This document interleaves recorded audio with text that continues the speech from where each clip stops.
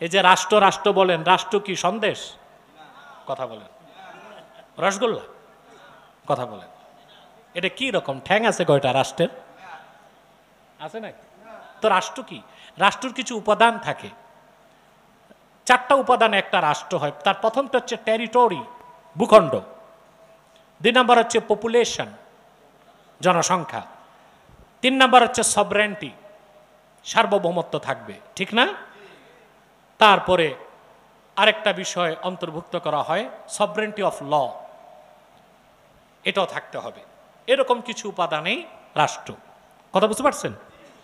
সার্বভৌমত্ব, ভূখণ্ড, আর কি থাকবে?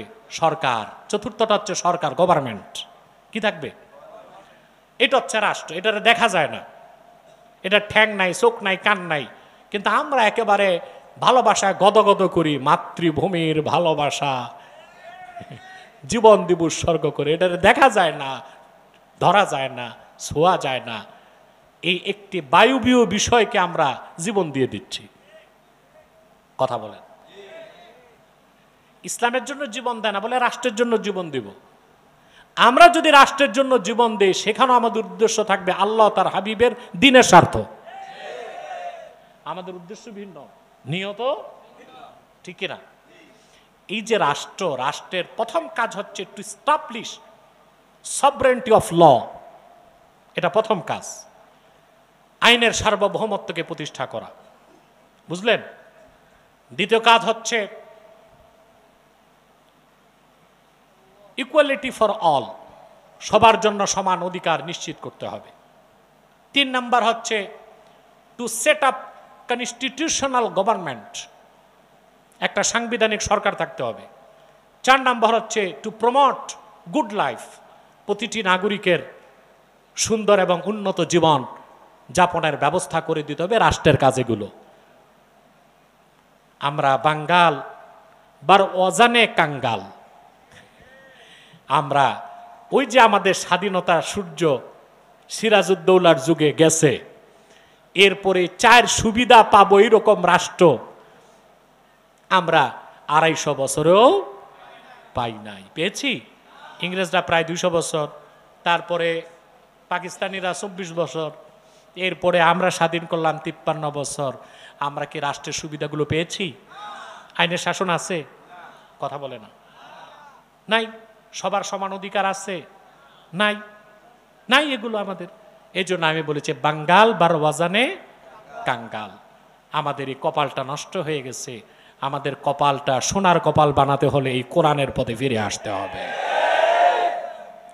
রাসূলুল্লাহ সাল্লাল্লাহু আলাইহি ওয়াসাল্লাম যে আদর্শ রেখে গিয়েছেন, যে সুন্নাহ রেখে গিয়েছেন, তার অনুসরণে ইসলামী আদর্শের ভিত্তিতে রাষ্ট্রের কাঠামো গঠন করতে পারলেই আইনের শাসন থাকবে, ঠিক কিনা? তবে আমরা যে আইন চাই শরিয়া আইন, সেটা আর সভরেন্টি অফ ল, আইনের সার্বভৌমত্বটা একটু পার্থক্য আছে, ওইটা ভিন্ন বিষয়, আজকে আর যাচ্ছি না। কথা বুঝতেছেন তো? রাসূলুল্লাহ সাল্লাল্লাহু আলাইহি সাল্লাম বললেন যে বিচারটা ওমরকে করতে দেন, আল্লাহর হাবিব পাঠিয়ে দিলেন। হযরত ওমর বিচার করতে যাবেন,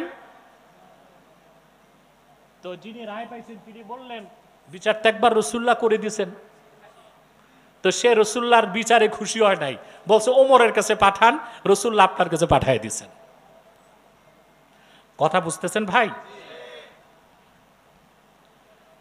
হযরত ওমর ওই মুসলিমটাকে জিজ্ঞেস করলো, আকাযালিক, ঘটনা কি তাই? বলে জি। হযরত ওমর বললেন, মাকানাকুমা হাত্তা আখরুজা ইলাইকুমা ফাআকযিয়া বাইনাকুমা। দুজন যেখানে দাঁড়ায় আছো নড়বা না, একটা বিচার বাকি আছে, আমি করে দিচ্ছি, দাঁড়াও। হাদিস সাক্ষ্য দেয়, ফাখারাজা উমারু মুস্তামিলান আলা সাইফি, শোড অফ জাস্টিস, ইনসাফের তরবারি না ওমর বেরিয়ে এসে বললেন, আল্লাহর হাবিব মুহাম্মদ সাল্লাল্লাহু আলাইহি ওয়াসাল্লামের সিদ্ধান্তকে যে সন্তুষ্ট চিত্তে মানতে পারে না, অন্যের সিদ্ধান্তের মুখাপেক্ষী হয়, আল্লাহর আকাশের নিচে বেঁচে থাকার অধিকার তার না।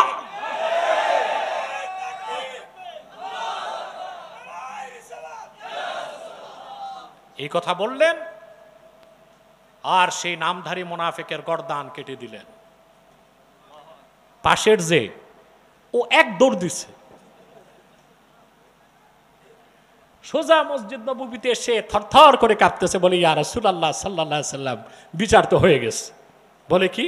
বলে আপনার রায় যে মানে নাই তার গর্দান কেটে দিয়েছে হযরত ওমর। হাদিস সাক্ষ্য দেয়, আল্লাহর হাবিব বললেন, মা কুনতু আযুন্নু আন্না ওমর ইয়াজতারিউ আলা কতলে মুমিন। আমি ধারণা করতে পারি নাই কোন মুমিনকে ওমর হত্যা করতে পারে।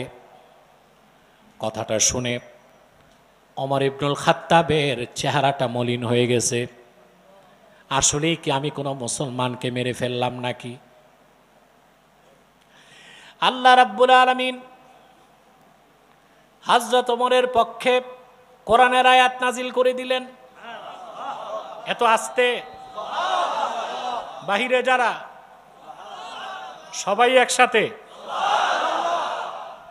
আল্লাহ আয়াত নাজিল করে ঘোষণা করলেন, ফালা ওয়া রাব্বিকা লা ইউমিনুনা হাত্তা ইউহাক্কিমুকা ফীমা শাজারা বাইনাহুম থুম্মা লা ইয়াজিদু ফি আনফুসিহিম হারাজাম মিম্মা কদাইতা ওয়া ইউসাল্লিমু তাসলিমা।